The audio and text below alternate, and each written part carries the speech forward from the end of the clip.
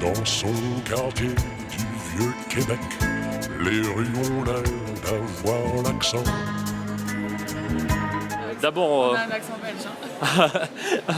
un accent belge très beau, hein, je crois, parce que c'est l'Europe.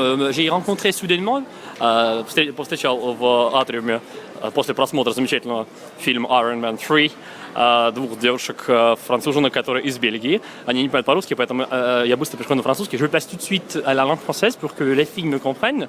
En fait, devant moi, si je ne me trompe pas, en fait, ce sont deux filles de Belgique qui font leurs études en Russie. C'est juste une formation. Une formation. Vous vous appelez comment, mademoiselle? Anastasia. Anastasia. Ah, enchantée. Moi, je suis jeune. Et vous? Comment vous appelez-vous? Magdalena. Magdalena. Ah, très bien. Vous êtes toutes les deux de Bruxelles. Ouais. Bon. Et vous faites les études en Belgique ou en Russie? En Belgique. En Belgique, d'accord. Vous allez devenir spécialiste en droit, en sociologie. Journalisme. Ah, d'accord. Et vous, Magdalena? Journalisme. Ah, Dans d'accord. le classe. Vous savez, la question pour les Russes, s'il faut dire « the » ou « ce » dans les notions, genre matière. Par exemple, journalisme, nationalisme, ou journalisme, patriotisme. Qu'est-ce que vous en dites? Journalisme. The ou ce et ça vous est égal? Non. On dit pas les ismes, mais les ismes. C'est pas la mauvaise connotation qu'on trouve ici quand on prononce « the » à la fin, non? Non? Non, moi ça me choque pas, mais journalisme. Donc, C'est une question qu'on ne s'est jamais posée, vu que c'est tellement naturel. Donc moi, J'ai jamais, je me suis jamais rendue. mais vous avez toutes les deux hein, les prénoms chrétiens, disons, hein, parce que Anastasia, c'est plutôt Anastasis grec, ça veut dire renaissance. Ouais, je sais. Voilà, et vous, Magdalena, c'est vraiment hein, très lié à Christ. Hein. D'accord. C'est pour faire les Pâques ici à Moscou que vous êtes venu? Ah non, pas du tout, pas du tout. Non.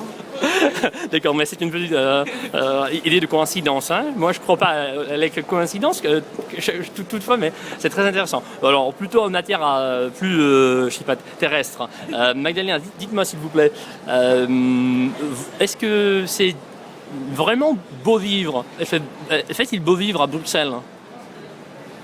Beau vivre. Par comparaison, hein, enfin, vous êtes à Moscou, et par comparaison avec la vie en Europe, vous y habitez, faites, je ne sais pas si vous avez habité dans d'autres villes du monde, mais à Moscou, hein, vous êtes en parcours, en trajet, dans petit séjour à Moscou, est-ce qu'on pourrait comparer à Magdalena?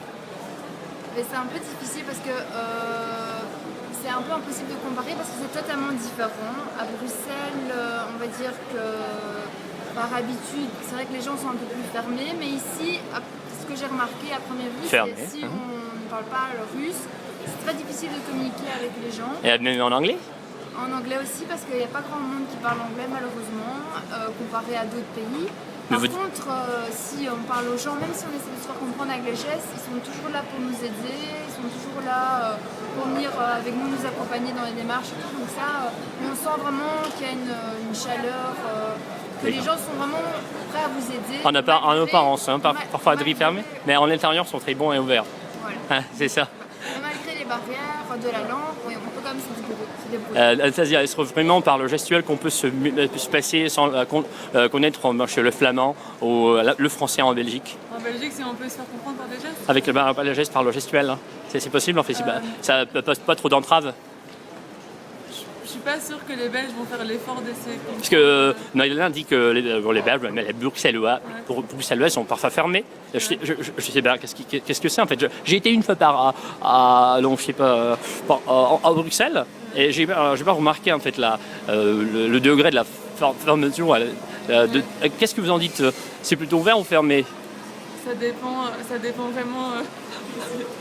Ça dépend vraiment sur qui on tombe, je pense.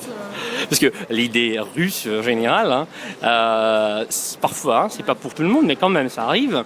C'est de faire, je sais pas, se faire naturaliser, donc de la nationalité, c'est une européenne. Hein, bon exemple de Gérard Depardieu, qui s'est fait naturaliser russe. Alors, mais pour un grand acteur, hein, le citoyen du monde, c'est possible. Pour les Russes, parfois, ça pose de difficultés. Il faut avoir du business, quelque chose pour s'enraciner en Europe.